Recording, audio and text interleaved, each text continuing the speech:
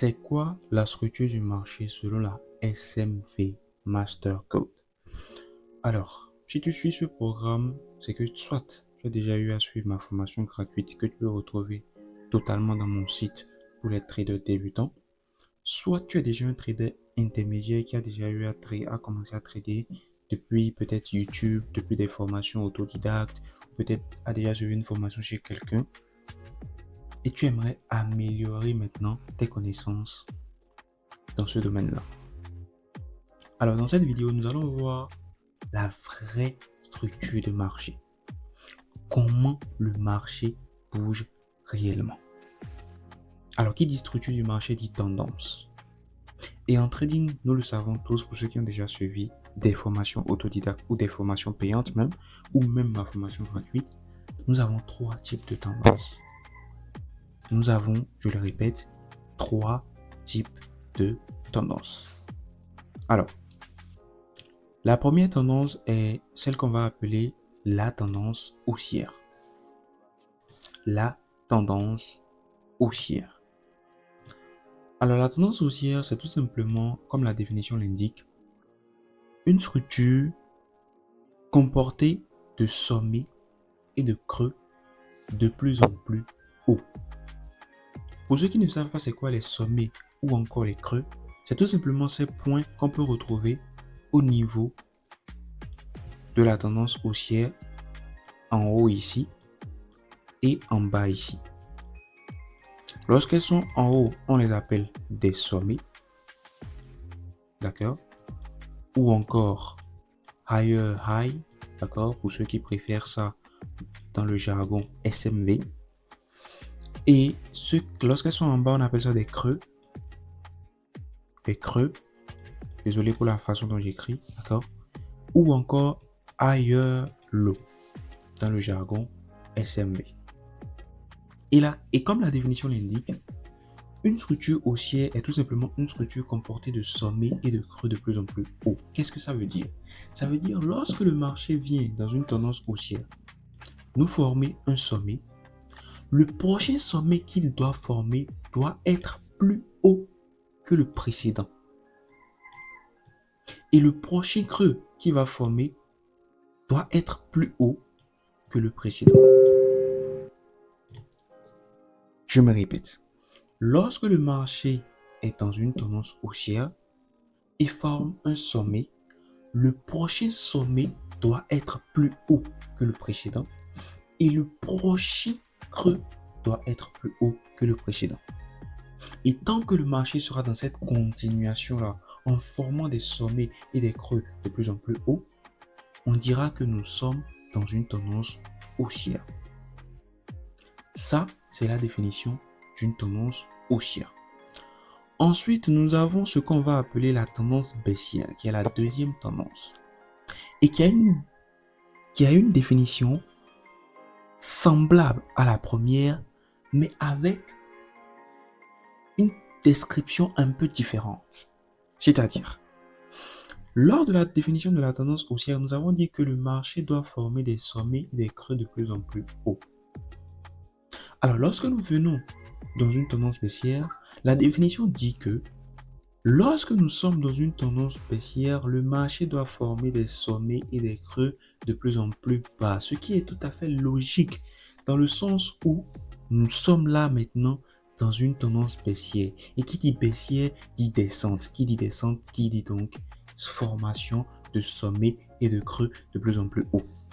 Alors, il est important de notifier que les sommets sont toujours en haut, peu importe la tendance, et les creux sont toujours en bas. Qu'est-ce que ça veut donc dire dans la tendance baissière?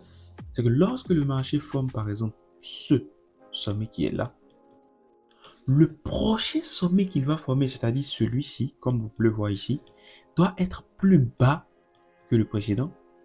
Et lorsqu'il forme ce creux qui est là, le prochain, c'est-à-dire celui-ci, doit être plus bas que le précédent. Et lorsque le marché continuera d'évoluer dans cette logique-là, on dira que nous sommes dans une tendance baissière. Et vous n'êtes pas sans savoir que un trader est là pour acheter et vendre. Donc on achète quand le marché est dans une tendance haussière et on vend lorsque le marché est dans une tendance baissière. D'où l'importance de maîtriser ces deux tendances-là. Comment les identifier? Alors ça, c'est la phase théorie, d'accord? On aura à voir ça tout à l'heure sur les marchés, la phase pratique. Alors, si vous êtes très concentré sur ce que j'ai dit au tout début de la vidéo, j'ai dit que dans le trading, excusez-moi, nous avons trois types de tendances. Dans le trading, nous avons trois types de tendances. Donc là, on a vu deux. Quelle est donc la dernière tendance? C'est tout simplement la tendance qu'on va appeler la tendance neutre. Alors, comme le nom l'indique, c'est une tendance qui ne monte pas et qui ne descend pas. C'est une tendance qui stagne. Il y a d'autres qui appellent ça tendance en consolidation. C'est la même chose. Comme vous pouvez le remarquer, ici, nous n'avons pas de sommet plus haut ni plus bas que le précédent, ni de creux plus haut ou plus bas que le précédent.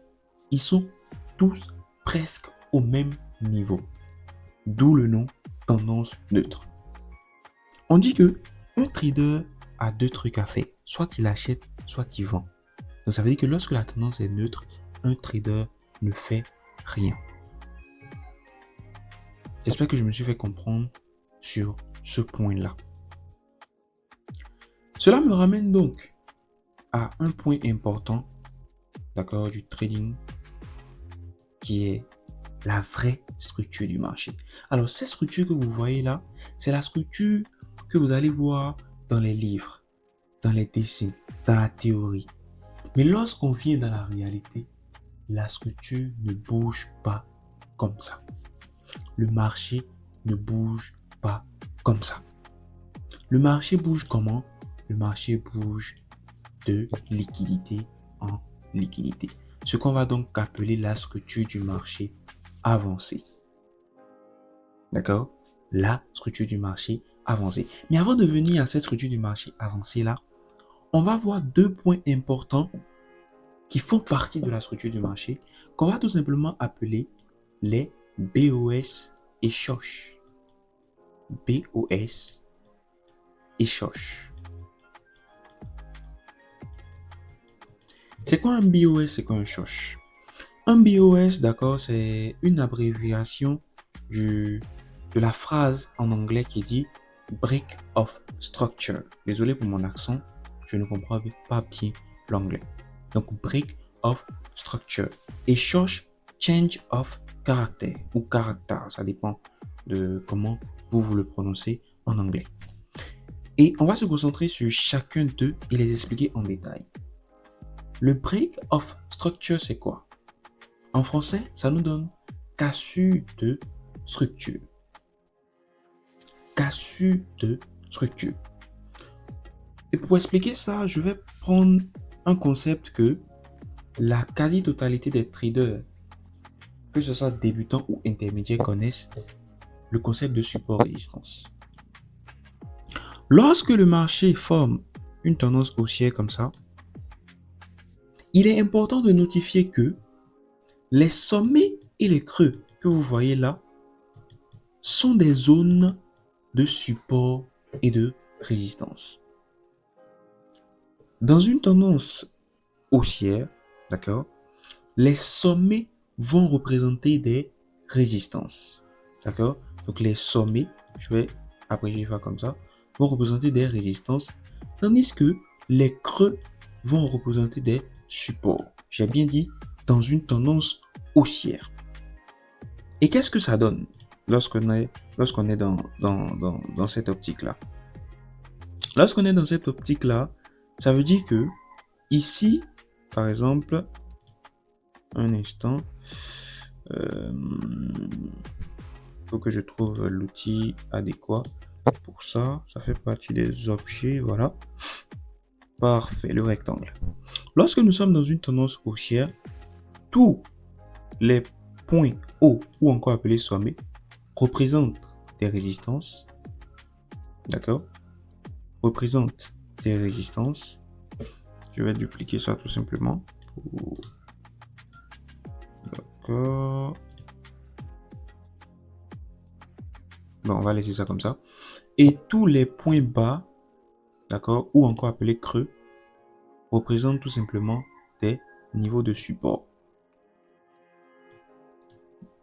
Alors, pour ceux qui ne connaissent pas le concept de support-résistance, le concept de support-résistance dit que les zones de résistance sont des zones où le marché aura tendance à vendre, c'est-à-dire des zones qui vont rejeter le marché à la baisse, et les zones de support sont des zones qui vont rejeter le marché à la hausse. C'est ce que le concept de support-résistance dit.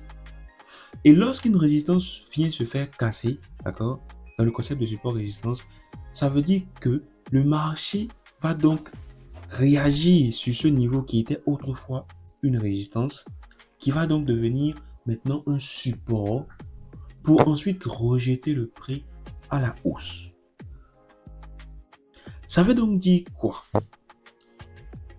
Lorsqu'une résistance se fait casser, l'information qu'on aura directement à tirer de cette cassure de résistance, c'est que le marché veut continuer probablement à la hausse. Je me répète, lorsqu'une résistance se fait casser, l'information qu'on aura à tirer de ça, c'est que le marché veut continuer probablement à la hausse. Ça voudrait dire que quoi? Si dans une tendance haussière, les sommets représentent des supports, des résistances, excusez-moi, c'est que lorsqu'un sommet se fait dépasser, l'information qu'on aura directement à tirer de ce dépassement, ou plutôt, je vais dire, de cette cassure de sommet, c'est que le marché veut probablement continuer à la hausse. Et c'est cette cassure-là ou ce dépassement-là, d'accord, selon vos préférences, qu'on appelle le BOS, la cassure de structure. Ça nous amène donc à dire que un BOS, le premier rôle d'un BOS, d'accord? Pourquoi je dis premier rôle? Parce que ça a deux rôles. Pour le moment, on va se concentrer sur le premier rôle. Le premier rôle d'un BOS, c'est de nous montrer que la tendance dans laquelle on est va probablement ou veut probablement continuer. Maintenant qu'on a cette information-là, qu'est-ce que ça veut dire? Ça veut tout simplement dire que lorsqu'on est dans une tendance haussière, si le marché vient dépasser un sommet pour vouloir former un nouveau plus haut que lui, première information à tirer de ça, c'est qu'on a eu un BOS, une cassure de structure. Et ça se trace avec un trait horizontal comme ça. Alors, je me permets de couper votre vidéo pendant un court instant pour passer cette information très importante. Je sais qu'actuellement, vous êtes vraiment en train de suivre la vidéo à fond. D'accord. N'oubliez pas de liker et de vous abonner, c'est très important. Mais l'information que je vais vous passer, c'est la suivante. Cette vidéo que vous êtes en train de suivre actuellement est le début d'un programme complet, d'accord, qui explique pas à pas mon système de trading, qui explique la liquidité dans tous les points les plus importants, qui explique l'analyse multi-time frame, qui explique les critères de sélection d'une zone. Donc, si tu aimerais rejoindre ce programme-là, le lien se trouve dans la description de cette vidéo. Donc, n'hésite pas à cliquer, même si c'est juste pour aller visiter. N'hésite pas à cliquer pour aller voir à quoi t'attendre si tu décides de rejoindre ce programme-là. Et merci beaucoup. Bonne continuation pour ta vidéo. Bon visionnage. Comprends du début du sommet jusqu'au niveau de la cassure. Et tant que le marché va continuer à dépasser des sommets, on aura des BOS. C'est la première des choses à tracer lorsqu'on veut faire une analyse. Et le contraire au niveau d'une tendance baissière, dans une tendance baissière, c'est les creux qui vont se faire casser. C'est les creux qui vont se faire dépasser. Et on a dit tout à l'heure que les creux représentent des supports dans le concept de support-résistance. Et dans une tendance baissière, les creux représentent les supports. Et on sait tous que dans le concept de support-résistance, lorsqu'un niveau de support se fait casser, l'information qu'on a à tirer de ça, c'est que ce niveau de support va servir de résistance pour le prix pour continuer à la baisse. Donc, lorsque nous sommes dans une tendance baissière, les BOS, c'est tout simplement lorsque le marché vient dépasser des niveaux de creux pour former des niveaux plus bas que eux. Donc, la tendance baissière continue. Et le short, c'est tout simplement, pour moi, le moteur le plus important de ce concept-là. Parce que c'est lui qui vient nous donner l'information pour dire que la tendance qui était autrefois baissière vient de passer haussière, ou la tendance qui était autrefois haussière vient de passer baissière. Et elle, pour l'expliquer, on va tout simplement revenir sur les définitions des deux types de tendances qu'on a eu à donner. On a dit qu'une tendance haussière est tout simplement une structure composée de sommets et de creux de plus en plus hauts. Donc ça veut dire que si la tendance doit continuer, par exemple ici, le marché doit venir former un nouveau creux plus haut que le précédent et ensuite aller former un nouveau sommet plus haut que le précédent.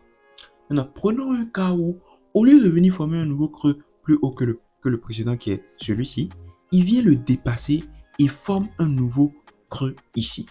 À partir de ce moment-là, ce nouveau creux qu'il a formé est plus bas que l'ancien. Et dans quelle tendance on dit que les creux sont de plus en plus bas et les sommets sont de plus en plus bas?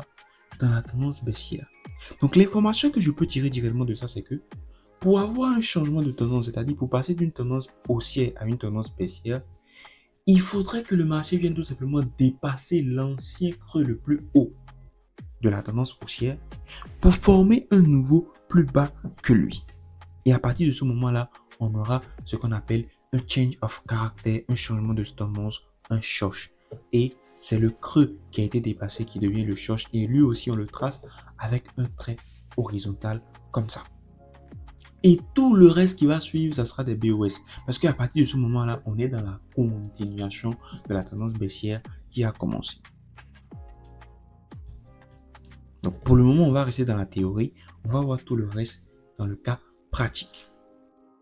Donc maintenant qu'on a cette information, d'accord, sur comment est-ce que le marché passe d'une tendance haussière à une tendance baissière, et pour la tendance baissière à une tendance haussière, c'est tout simplement, comme vous l'aurez deviné, le marché vient dépasser le tout dernier sommet le plus bas de la tendance pour former un nouveau plus haut que lui, et à partir de ce moment-là, on commence tout simplement une tendance haussière. Donc maintenant qu'on a cette information, on va revenir à la structure avancée dont je parlais tout à l'heure. Vous allez remarquer que dans la structure avancée, le marché forme, d'accord, une impulsion. C'est quoi une impulsion? Je reviens sur ça rapidement. Une impulsion, ce sont tous les mouvements qui vont dans le sens de la tendance, et les retracements, ce sont tous les mouvements qui vont dans le sens contraire à la tendance. Et la plupart du temps, c'est les impulsions, c'est même pas la plupart du temps, c'est les impulsions qui viennent dépasser des sommets pour former des nouveaux sommets, ou des creux pour former des nouveaux creux. D'accord? Et les retracements, c'est tout simplement les mouvements qui vont dans le sens contraire à la tendance. C'est-à-dire, lorsque j'ai une tendance baissière, tous les mouvements qui vont dans le sens de la hausse sont des retracements, et tous les mouvements qui vont dans le sens de la baisse sont des impulsions. D'accord? Vous allez remarquer que une tendance haussière, par exemple, ça ne monte pas tout droit, ça monte en zigzag. C'est ces zigzags-là qu'on appelle des mouvements. Bref, revenons au sujet le plus important. Vous allez remarquer que lorsque le marché est dans une tendance, dans une structure avancée, il forme des BOS. Ensuite, il vient former un short. Et au lieu de repartir former, d'accord, un nouveau BOS, c'est-à-dire au lieu de commencer une tendance haussière, il revient former un nouveau BOS et continuer la tendance baissière. Et vous allez remarquer qu'il le fait énormément. Ça, c'est tout simplement ce qu'on appelle une prise de liquidité. C'est-à-dire les cassures de short qu'on a là sont des faux shorts qu'on va appeler des prises de liquidité. Et c'est comme ça que le marché bouge dans la réalité. Dans la réalité. D'accord? Donc, on aura à voir tout à l'heure les cas pratiques dans une autre vidéo. Et après la vidéo des cas pratiques, on va revenir sur ce qu'on appelle les liquidités, qui est pour moi l'un des concepts les plus importants à maîtriser pour un trader SMV ou SMC avancé. Sans plus tarder, passons à la vidéo des cas pratiques. Alors, comme vous le voyez à l'écran, on a là l'exemple d'une structure haussière. D'accord? On a là l'exemple d'une structure haussière. On va tout simplement remarquer que dans une structure haussière, c'est comme je l'ai dit dans la théorie, le marché forme des sommets, excusez-moi, des sommets et des creux de plus en plus hauts. D'accord? Des sommets et des creux de plus en plus hauts. D'accord? Et lorsque le marché vient former un sommet qui dépasse, d'accord, lorsque le marché vient casser plutôt un sommet, on aura ce qu'on va appeler un BOS. Et les BOS se tracent comme ça. Et les BOS se tracent comme ça.